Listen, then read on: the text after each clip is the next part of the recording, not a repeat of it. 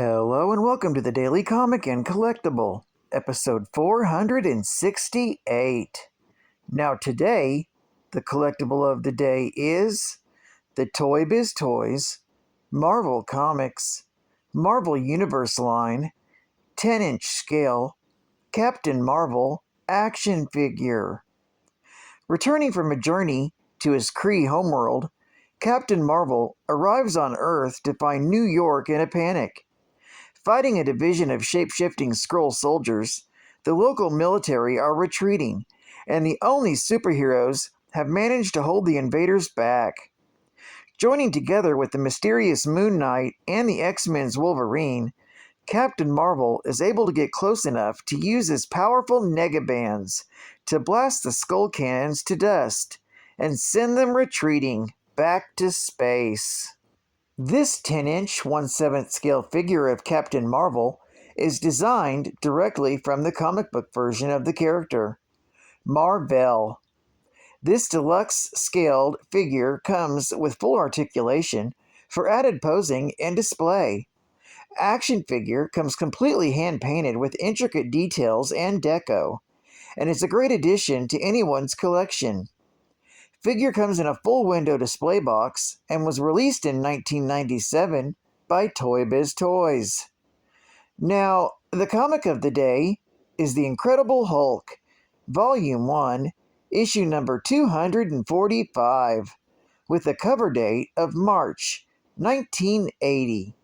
But this was released in December of 1979, with story by Bill Mantlo, art by Sal Buscema, and cover by Al Milgrom. This issue is titled, When the Hulk Comes Raging. The story opens with the Hulk remembering that Jarella's body is being kept at Gamma Base, so he bounds his way towards the New Mexico desert. Detecting the Gamma Spawn monster approach, Gamma Base's new commanding officer, Colonel Glenn Talbot, sends a Hulkbuster unit to greet him. Although they greatly outnumber the Hulk and have many fantastic weapons, the Brute is so furious he's able to fend off all of their attacks and smash their various armored vehicles. It's then that Talbot decides to get involved personally. In a suit of Mandroid armor, Glenn confronts the Hulk and accuses him for ruining his life and his marriage. At that moment in Denver, Colorado, both Rick Jones and Fred Sloan are appearing on a national talk show to talk about their mutual experiences with the Hulk. Rick Jones as the Hulk's former sidekick, and Sloan as the Hulk's most recent companion, as well as the author of the upcoming book based on the man-monster. They talk about how the Hulk is basically harmless as long as he isn't attacked. After the interview is over, Fred Sloan introduces Rick to his assistant, Trish Starr, and Rick introduces him to his longtime ally, Captain Marvel, and his lover, Elysius. When they catch a report that the Hulk is currently attacking Gamma Base, Captain Marvel clashes his negabands together, causing him to transform into his costume, and flies off to clash with them. Back at Gamma Base, the Hulk launches his attack on Glenn Talbot. As the two men fight it out, Talbot goes into detail about why he thinks the Hulk has ruined his life, ruined his former father-in-law, and ruined his marriage. Lastly, he recalls how the Hulk saved his life by traveling into his brain and destroying the Gremlin's mental block.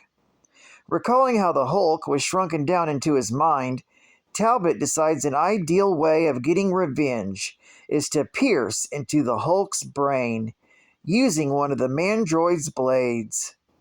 The Hulk fights back and easily overpowers Talbot. Furious that he was attacked when all he wanted was to recover Jarella's body, which has been held at Gamma Base since she died. The power of the Hulk's blows send them crashing into the lower levels of Gamma Base. There, Talbot discovers to his horror that the Mandroid's armor has been disabled. Worse, the Hulk is straining to break his back. Before the Hulk can kill Talbot, he is blasted from behind by Captain Marvel.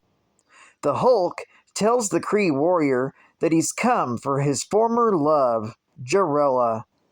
Using his cosmic consciousness, Marvel offers to help Hulk recover Jarella and return her body to her homeworld, but he cannot allow him to kill Glenn Talbot.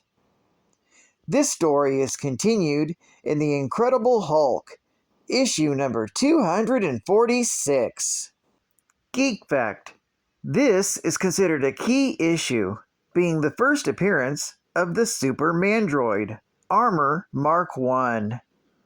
Bonus Geek Fact: the Mandroid armor was developed by Tony Stark and Stark Industries for SHIELD use. But an upgraded version of the Mark I was built by SHIELD called Super Mandroid. This version was taller than the previous model and featured a new array of weaponry. It was used by Colonel Glenn Talbot in his battle against the Hulk. The Super Mandroid was strong enough to withstand a direct blow from the Hulk, who only managed to put a single crack in it. The Super Mandroid was torn apart by Captain Marvel in order to save Talbot's life. Another bonus geek fact: Hulk was after the body of his love, Jarella. Jarella was the princess of a subatomic kingdom of Kai. Though outwardly primitive, this world had remnants of long-forgotten high technology and sorcery. Its people were green-skinned and, for the most part, blonde-haired, but otherwise completely human. Jarella was killed in Incredible Hulk, issue number 205, from November of 1976, and had been stored at Gamma Base ever since. This was revealed to the Hulk by Tyrannus in Incredible Hulk, issue number 240, from October of 1979. Marvel Hostess Heroes. Iron Man in The Hungry Battle Axe. My helmet radio is picking up a report of an intruder at the uranium vaults. He called himself Battle Axe, Iron Man. He's big, mean, and hungry. Out of my way, shellhead! My boot jets won't let that axe of yours hit me. That was too close. Wait, what did the guard say? He's big, mean, and hungry? Maybe that's the clue. Is this a trick? No. Hostess fruit pies, apple, and cherry. Clever move, Iron Man. But you don't have to be hungry to enjoy this light, tender crust. That real fruit filling. Forget the uranium. I'll keep the hostess fruit pies. You get a big delight in every bite of Hostess fruit pies. Hey, America, we've got your cup of candy. We got the peanut butter cup, milk chocolate with a creamy peanut butter center, and bits of roasted peanuts for that extra flavor. It's the original crunch style. Then we got the smoothie. Honest to goodness peanut butter flavor, inside and out. It's a peanut butter center topped off with a special non-chocolate crunch style coating. Then we got the Mallow Cup. Pure milk chocolate with a whipped creamy center. There's nothing quite like the taste of a Mallow Cup. Whether you're a chocolate lover, a peanut butter nut, we've got your cup of candy. Mallow Cup, smoothie, and chocolate peanut butter cup.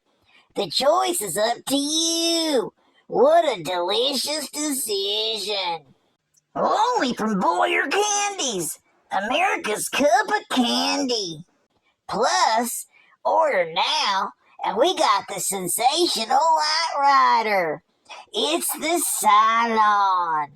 It writes, it lights, and it's straight from the 21st century. Get your hands on one now. Just send 3 proofs of purchase from one of the 3 items listed above. Get yours today. I've ordered 3. How to Be a Wild and Crazy Guy, starring your friend and his Batroc, the Leaper. Greetings, mon ami.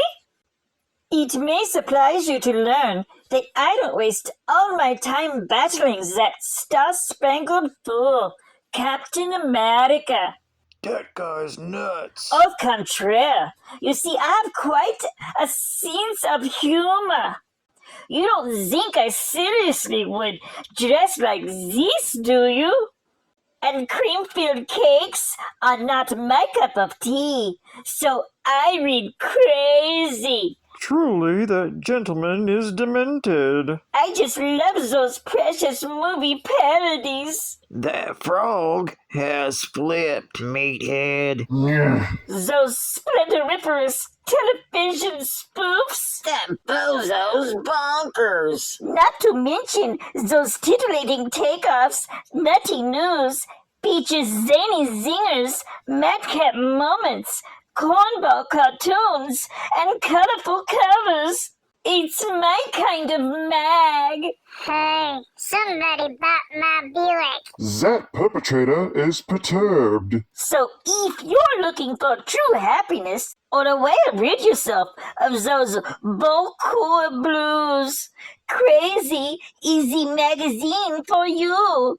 Zoot along. That Batroc is my kind of guy. You don't have to be dumb to like Crazy, but it sure helps. And final geek fact. Captain Marvel was the first character to appear using the moniker Captain Marvel in the Marvel Universe. The character debuted during the Silver Age of comic books and made many subsequent appearances, including a self-titled series and the second volume of the Marvel Spotlight series until his death in 1982, which has since remained largely permanent within mainstream continuity and most other media, with Carol Danvers becoming the primarily featured Captain Marvel in the modern age. Annette Bening portrayed a gender-swap version of Mar-Vell in the Marvel Cinematic Universe film Captain Marvel. Created by writer-editor Stan Lee and designed by artist Gene Colan, the character first appeared in Marvel Superheroes Volume 2, Issue number 12, with a cover date of December 1967.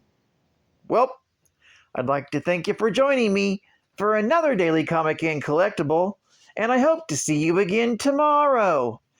This is Cat Fan Comics Man, and I'll catch you on the flip. Over and out.